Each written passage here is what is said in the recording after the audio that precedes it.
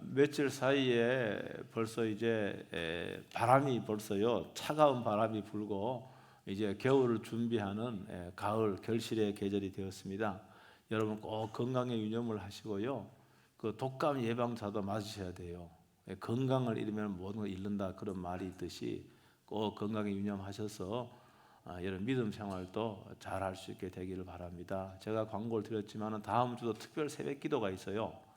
한 주간 동안 건강을 관리해야 됩니다. 좀 일찍 일어나는 습관도 들이고 이렇게 해서 워밍업을 해야 돼요. 갑자기 새벽에 일어나서 나오려고 그러면 쉽지 않아요. 여러분 한 주간 동안 좀 워밍업을 하셔갖고 이제 다음 주부터 이제 열심히 나와서 기도할 수 있게 되길 주의 이름으로 축복합니다. 자, 모든 그리스도인들은요 복음을 전하도록 부름을 받았습니다. 오늘 본문에서 너희는 온 천하에 다니며 만민에게 복음을 전하라 이렇게 명령을 하고 있습니다. 여러분 그러니까 복음을 전하는 것은 좀 이게 거창하게 말하면은 모든 그리스도인들의 사명이라 이렇게 말할 수 있어요. 여러분 사명은 선택할 수 있는 게 아닙니다. 반드시 해야만 되는 것들입니다. 그러므로 그리스도인들은요 복음을 전하는 것, 전도하는 것은 반드시 순종을 해야 됩니다. 복음 전도에는 실패가 없습니다. 복음 전도 명령에 순종을 했다면은요 하나님의 때에 하나님의 뜻이 반드시 이루어지기 때문에 그렇습니다. 전도에 있어서 실패는 전도하지 않는 것입니다. 여러분 전도가 안 되는 것이 문제가 아니라 전도하지 않는 것이 문제입니다. 조금 된 통계이지만 제가 통계를 보니까요 이제 뭐 지금도 비슷할 거예요. 그리스도인들 가운데 전도를 한 번이라도 전도를 해본 사람은 10명 가운데 몇 명인가 6명밖에 안 돼요. 그러니까 4명은 그리스도인이라고 그러는데 4명은 한 번도 전도를 해본 적이 없는 거예요. 여러분은 어떤지 모르겠어요. 또 이게 다른 통계를 그럼 다른 종교에서는 어떤가? 이게 천주교에서는요 한 73%가 다 전도해본 경험이 있는 사람이에요. 불교에서는 77%가 전도해본 경험이 있는 사람입니다. 그러니까 천주교나 불교, 우리 개신교 이렇게 포함해서 개신교가 가장 전도해본 경험 있는 성도가 신자가 적은 거예요. 그냥 적다는 말입니다. 여러분 신자들 가운데는 전도를 사람을 교회에 데리고 오는 것이라 이렇게 생각을 합니다. 근데 정확하게 말하면 전도는요 사람을 교회에 데리고 오는 것이 아니라 복음을 선포하고 복음을 전하는 것이 전도입니다. 여러분 그러므로 여러분 오늘 이제 여러분 이제 주보에 보면은 이 초청장이 다 있잖아요. 이걸로 교회에 초청을 하시고요. 여기 보니까 또 상품 교환권도 있어요. 선물 교환권도 있습니다. 여러분 전도 대상자에게 이걸 다 전달하 초청을 하시되 특별히 여러분들이 뭘 해야 되는가 하면은 여러분이 복음을 전하는 그런 주간 될 수 있게 되길 주의 이름으로 축복합니다. 여러분 그러려면은 우리가 복음이 무엇인지 알아야 되잖아요. 복음을 전파하라고 했는데 복음이 무엇인지 모르면은 전할 수도 없는 거예요. 그렇죠? 그 복음을 알아야 됩니다. 여러분 우리가요 그 지식이요 신앙의 전부는 아니지만은 신앙에 있어서 굉장히 중요합니다. 여러분 지식이 없는 믿음은 없습니다.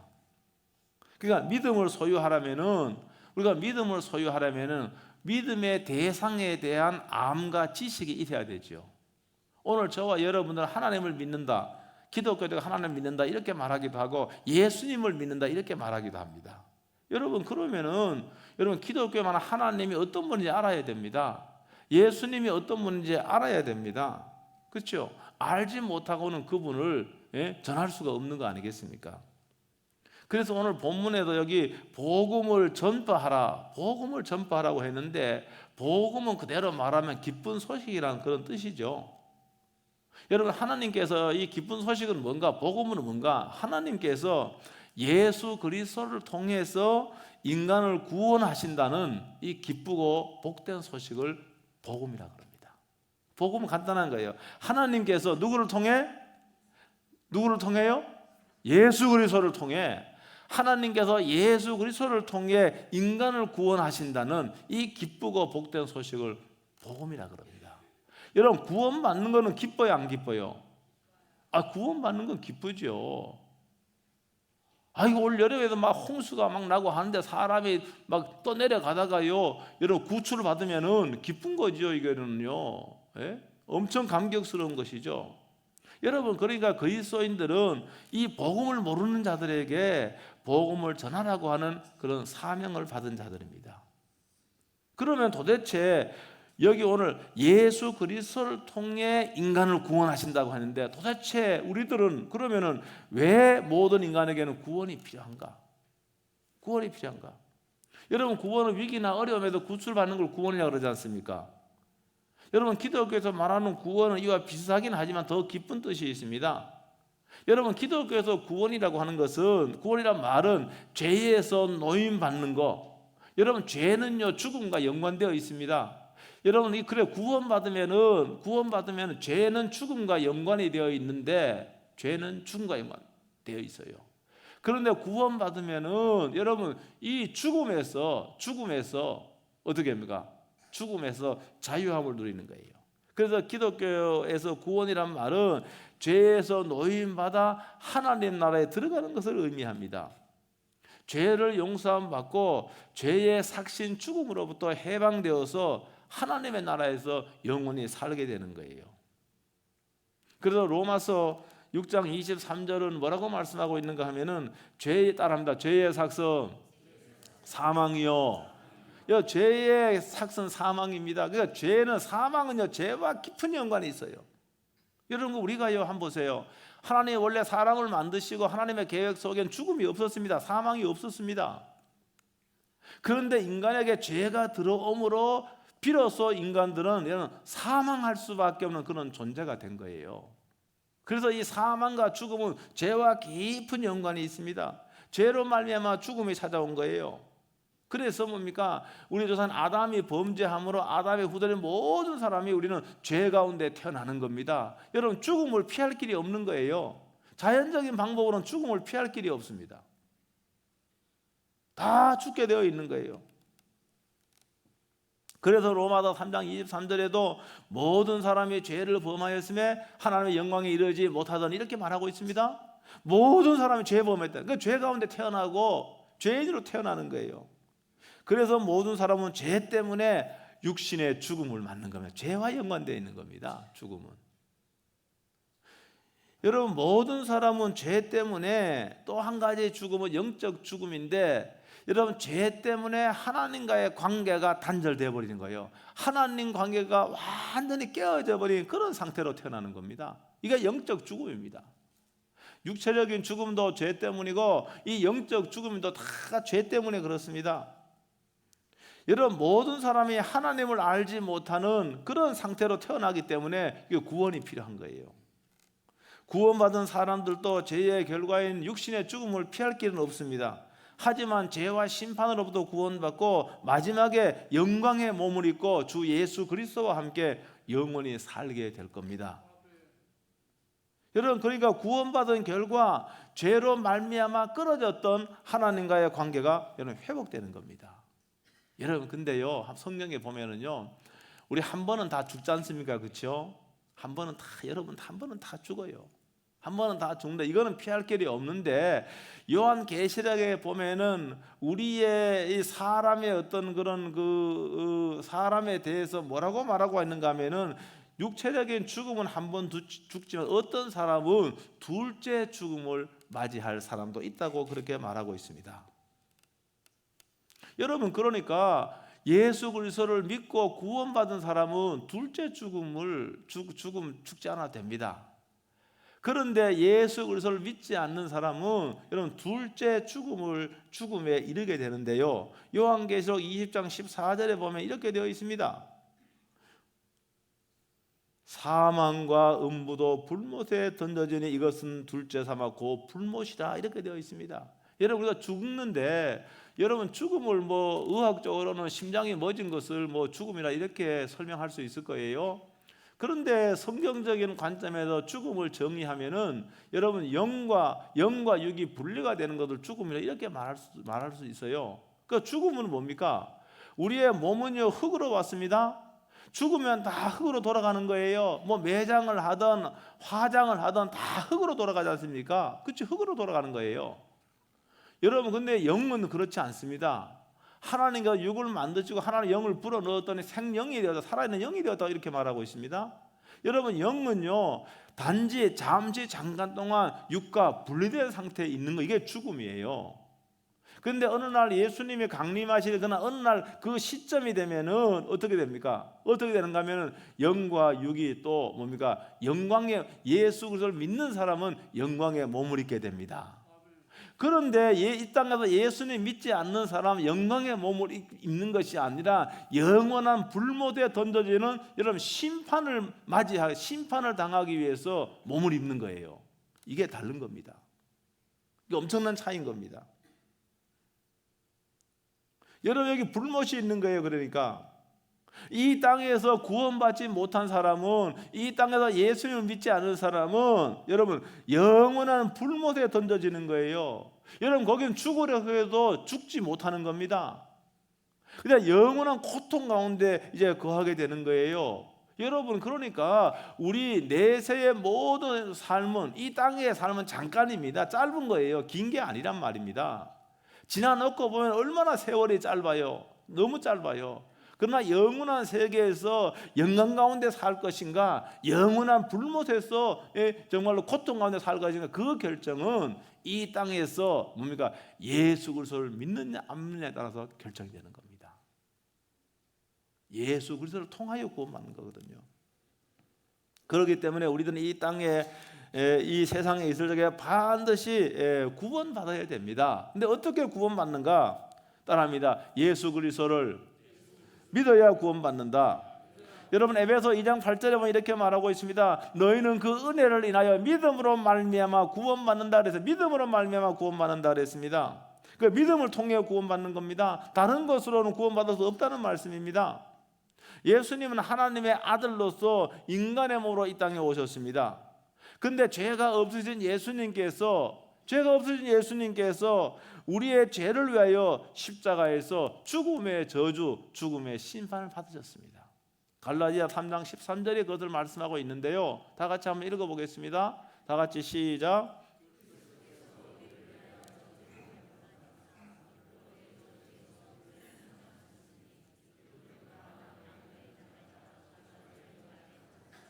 여러분, 예수님 십자가에 죽으신 것은요, 예수님이 하나님이셔요. 죄 없으신 분이에요. 근데 십자가에 죽으신 것은 뭡니까? 우리의 모든 죄를 대신하여 저주를 받으신 거예요. 우리의 모든 죄의 형벌을 예수님 십자가에 죽으심으로 받으신 거예요. 십자가에서. 그런데 이 예수님을 믿어야 되는데, 이런 예수님 믿어야 돼. 이 예수님을 믿는다라고 하는 것은, 예수님이 내 죄 때문에, 내 과거의 죄, 현재의 죄, 미래의 죄 때문에 십자가에서 나 대신해서 죽음의 형벌을 받았다는 사실을 뭡니까? 내가 인정하는 거예요. 여러분, 성령께서 여러분 이것이 믿어지도록 여러분 하는 그런 은혜가 있기를 주의 이름으로 축복합니다. 여러분, 내가 아무리 믿으려고 해서 성령이 이것을 믿게 해야 되는 겁니다. 여러분, 2000년 전에 사건 내가 보지도 않았는데, 죽은 거는 확실해요. 십자가에서 처형당한 건 확실한데, 처형 죽으신 그 의미가 내가 받을 형벌을 대신하여 예수님이 이 죽었다는 사실은요, 이 성령이 가르쳐 줘야 되는 겁니다. 성령이 믿게 해줘야 되는 겁니다. 여러분, 그 다음에 두 번째로는 예수님을 자신의 구원자, 자신의 구원, 나를 구원한 거거든요. 내 죄의 모든 죄의 형벌을 받으시고, 그러면 예수님의 이 형벌을 내를 대신해 받은 걸 인정하고 받아들이면은 내가 이 형벌을 받은 것으로 하나님이 인정해 주시는 거예요. 예수님을 믿으면, 예수님 마음속에 모셔드리면은 하나님은요, 내가 죄의 벌을, 형을 받은 걸로 여겨주시고 인정해 주시는 거예요. 그래서 예수님은 내 자신의 구원자와 내 주인으로 받아들여야 되는 겁니다. 그래서 요한복음 1장 12절은요, 영접하는 자, 그 이름을 믿는 자들에게는 하나님의 자녀가 되는 권세를 주셨다, 이렇게 말씀하고 있어요. 영접하는 건 뭡니까? 영접은 모셔드리는 게 영접이에요. 받아들이는 게 영접이에요. 여러분, 그러니까 예수님을 내 마음속에 모셔드리는 거예요. 이 말은 뭔가 하면 우리의 인격의 중심이 마음이라고 한다면은 여러분, 이 인격의 중심에 예수님을 모셔드리는 거예요. 나의 구원자로 모셔드리는 거예요. 나를 대신하여 십자가에도 죄의 형벌을 받았다 인정하고 예수님을 구원자로 모셔드리는 거예요. 뿐만이 아니라 예수님이 내 주인, 내 생명의 주인임을 인정하고 모셔드리는 거예요. 내 삶의 주인이고 생명의 주인이고 소유의 주인이고 그렇게 예수님을 모셔드리는 거예요. 여러분, 그리고 난 다음에는 정말로 내가 매일매일 참 믿음에 있는지 점검을 해봐야 됩니다. 내가 믿음인지 점검을 해봐야 돼요. 때로는 어떤 분은 구원자 예수님을 높이 찬양하긴 하지만은 여러분, 실제적인 삶에서 예수님이 주인이 아니에요. 마치 자신이 자기 인생의 주인인 양 그렇게 사는 사람이 얼마든지 있습니다. 얼마든지 있어요. 내 뜻대로 하면서 하나님의 뜻이라고 그렇게 생각을 하는 사람도 있고요. 여러분, 내 생명도 여러분 주인은 예수님입니다. 내 소유도 예수님인 거예요. 여러분, 그래서 이 예수님을 이제는 전적으로 예수님 의지하고 신뢰해야 됩니다. 어떤 일이 있어도 그렇게 해야 돼요. 여러분, 내가 원하지 않는 상황에서도 나의 죄를 위하여 죽으시고 나를 의롭게 하시기 위해 다시 살아나신 예수 그리스도를 신뢰하는 거예요. 우리가 뭐 억울한 일 당해도요, 아니 예수님보다 억울한 일 당한 분이 없습니다.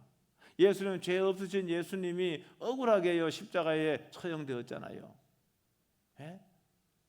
하나님께도 버림받고 사람에도 버림받고, 우리가 버림받았다고 해서 억울할 거 없어요. 예수님 생각하면 내 억울한 건 아무것도 아니에요. 예수님은 모든 사람으로도 심지어 하나님께로부터 버림받아서 십자가에 죽으셨는데 그렇지 않습니까? 그래서 예수는 십자가에 죽었을 뿐만이 아니라 3일 만에 다시 무덤에서 부활하셨다는 거 믿으시길 주의 이름으로 축복합니다. 예수님이 무덤에서 부활하셨다고 하는 것은 이건 뭘 의미하는가 하면은 십자가에 못 박히신 예수님이 주님이라고 하는 거, 주인이라고 하는 거예요. 부활하신 것은요, 예수님이 십자가에 못 박혔지만은 부활하신 것은 예수님이 우리의 주인 되시는 분이다. 이 땅의 주인 되시는 분이시다. 우리의 소유의 주인 되신 분이시다. 이걸 의미하는 거예요. 예수님이 십자가에 부활하신 것은 예수님이 그리스도이시다, 하나님이시다. 이걸 뭡니까? 이걸 증명하는 거예요. 그러므로 예수 그리스도를 믿음으로 말미암아 여러분 구원받은 사람들은 전 생애를 통해 예수 그리스도를 따르는 겁니다. 이게 그리스도인이에요, 그리스도인. 여러분, 그러니까 구원받았다는 의미는요, 이거는요, 이 구원받았다는 의미는 우리가 죄로부터, 심판으로부터, 죄의 결과인 이 죽음으로부터, 또한 심판으로부터 뭡니까? 우리는 그 심판과 이런 죽음을 겪지 않는 겁니다. 육체의 죽음은 비록 겪을지 몰라도 예수님을 믿지 않는 사람은 영원한 두 번째 사망에 처해져서 영원한 죽음의 고통 가운데 거하지만은 우리는 영광 가운데 거하게 되는 거예요. 이게 복음이에요.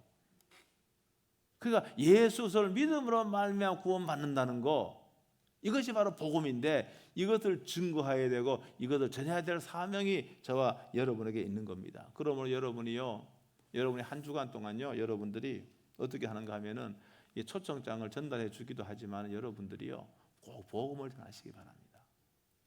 예수 그리스도를 믿어야 구원 얻는다. 믿는다는 것이 뭔지, 왜 예수님 믿어야 되는지 그거를 증거하셔서 여러분이 40%는 한 번도 복음을 증거하지 않았다고 하니까 여러분 이번에 여러분 도전하셔갖고 꼭 복음을 전하고요 교회에 초청을 해서 여러분들이 정말로 주님의 말씀에 순종하는 여러분 믿음의 사람들 다 될 수 있게 되길 주의 이름으로 축복합니다. 한번 기도하겠습니다. 오늘 말씀 붙잡고 기도하겠습니다. 통성으로 한번 기도하겠습니다. 오 주 예수 그리스도